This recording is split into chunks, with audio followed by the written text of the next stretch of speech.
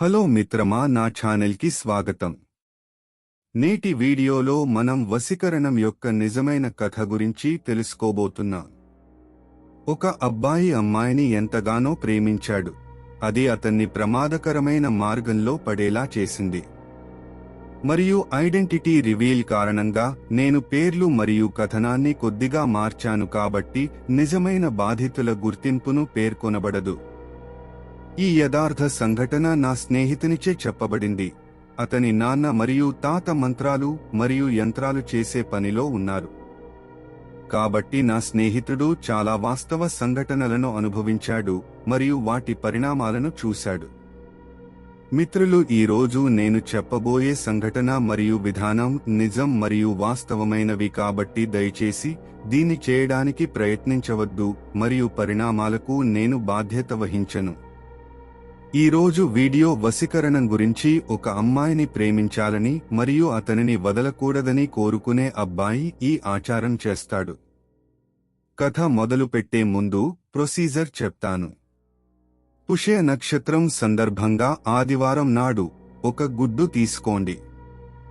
గుడ్డులో చిన్న రంధ్రం చేసి గుడ్డులోని తెల్లసైనను తొలగించండి.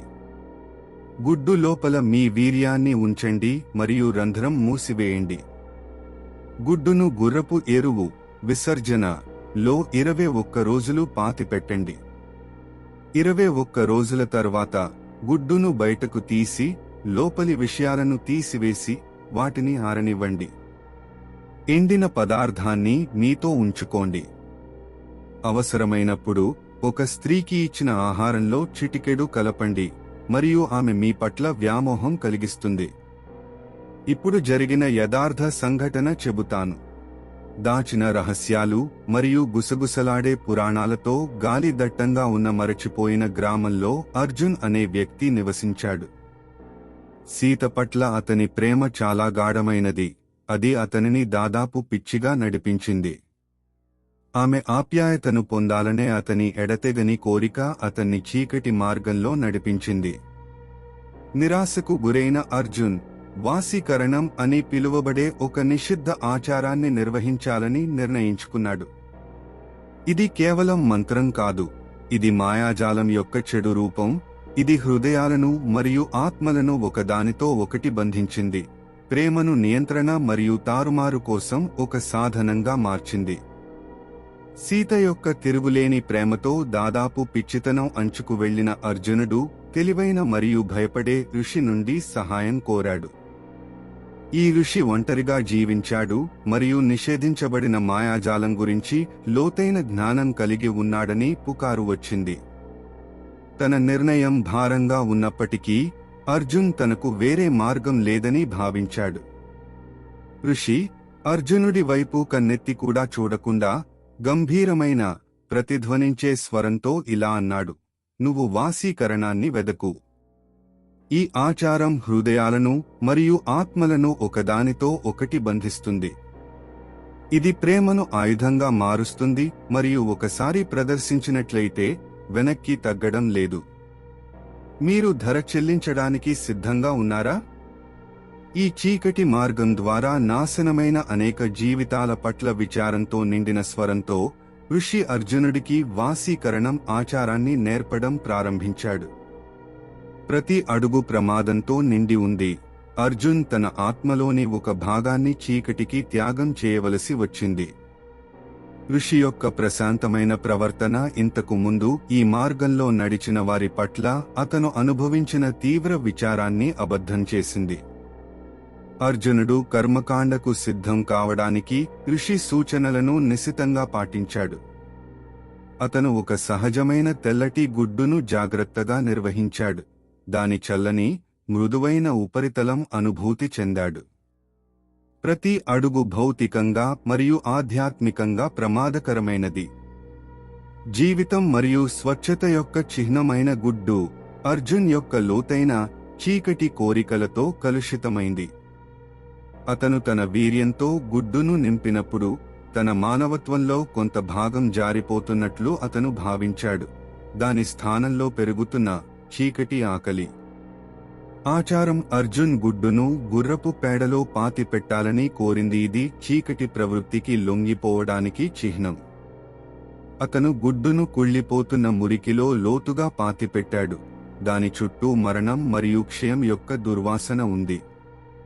గుడ్డు 21 రోజులు దాగి ఉంటుంది.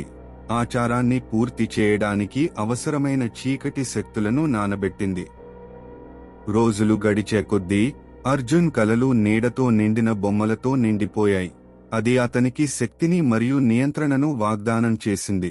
కానీ అతని కంటే ముందు ఈ మార్గంలో నడిచిన వారి బాధలను కూడా హెచ్చరించింది. ఎట్టకేలకు హింసాత్మక తుఫాను వచ్చినప్పుడు అర్జున్ గుడ్డును బయటపెట్టాడు. ఇది ఇకపై తెల్లగా కాకుండా నల్లగా ఉంది. చీకటి శక్తితో కొట్టుకుంటుంది. తెరిచినప్పుడు గుడ్డు ఒక భయంకరమైన వాసనను విడుదల చేసింది మరియు దాని కంటెంట్లు వింతైన, పాడైన గజిబిజిగా రూపాంతరం చెందాయి. అర్జున్ ఇప్పుడు తన శాపం యొక్క భౌతిక ప్రాతినిధ్యాన్ని కలిగి ఉన్నాడని గ్రహించాడు. తని చీకటి కోరికలు నీచమైన రూపంలో మూర్తీభవించాయి. సీత అత్యంత దుర్బలమైన తరుణం కోసం అతను వేచి ఉన్నాడు. ఒక గ్రామ వేడుకలో అర్జున్ ఒక ప్లేట్ స్వీట్తో ఆమె వద్దకు వచ్చాడు. అతని హృదయం వక్రీకృత నిరీక్షణతో దూసుకుపోతోంది. సీత శాపగ్రస్తమైన తీపిని సేవించగానే కర్మ పూర్తయింది. అర్జునుడు సీత ఆత్మను తనతో బంధించాడు.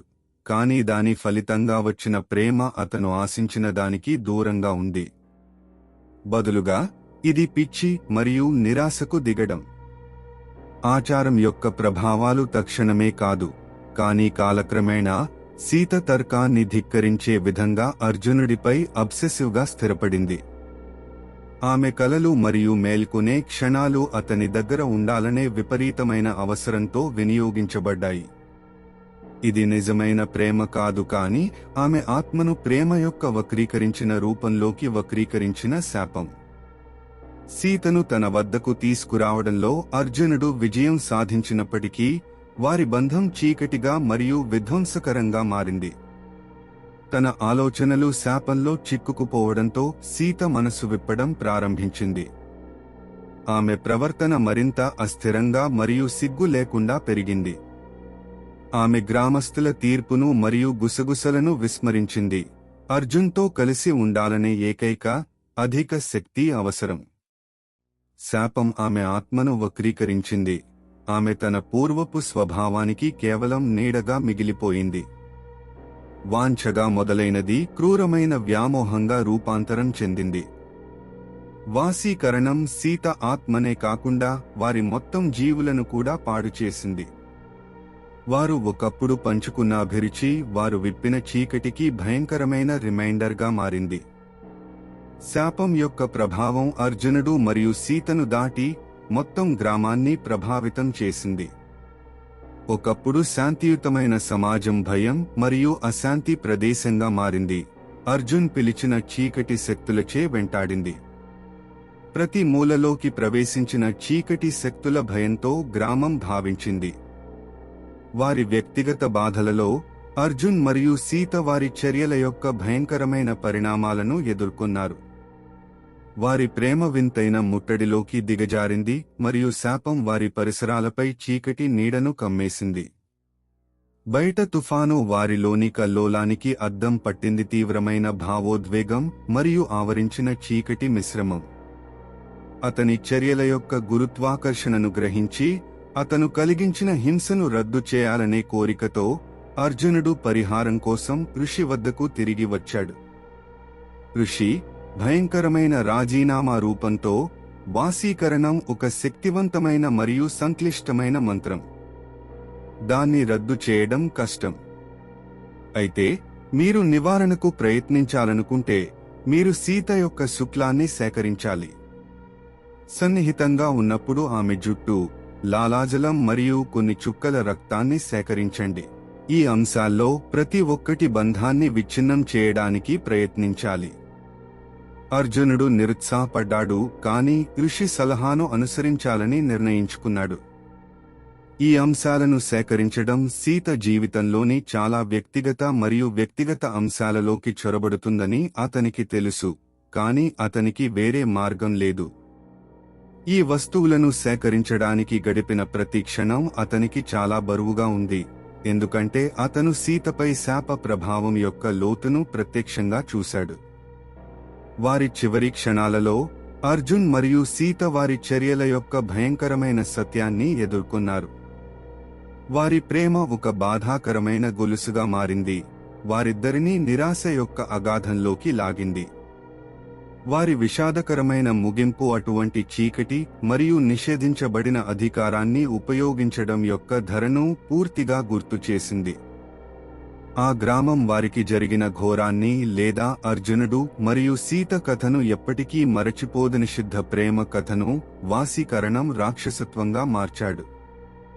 వారి కథ అదుపులేని వాటిని నియంత్రించడానికి ప్రయత్నించే ప్రమాదాల గురించి వెంటాడే హెచ్చరికగా పనిచేస్తుంది. చీకటి మరియు నిరాశ నుండి పుట్టిన వాసీకరణం బాధ మరియు వినాశన వారసత్వాన్ని మిగిల్చింది. అర్జున్ మరియు సీత కథ కొన్ని శక్తులు ఒంటరిగా మిగిలిపోతాయని చిల్లింగ్ రిమైండర్, ఎందుకంటే వాటి ఖర్చు మనం భరించగలిగే దానికంటే చాలా ఎక్కువగా ఉంటుంది. వారి విషాదకరమైన ముగింపులో వారు ఆజ్ఞాపించాలని కోరిన చీకటిలో భాగమయ్యారు, ఎప్పటికీ ముట్టడి మరియు నిరాశ యొక్క శపించబడిన చక్రంలో చిక్కుకున్నారు. వారి కథ కొన్ని కోరికలు చెప్పకుండానే మిగిలిపోతాయనే భయంకరమైన పాఠంగా మిగిలిపోయింది. వీడియో చూసినందుకు ధన్యవాదాలు మిత్రమా. తదుపరి వీడియోలో కలుద్దాం.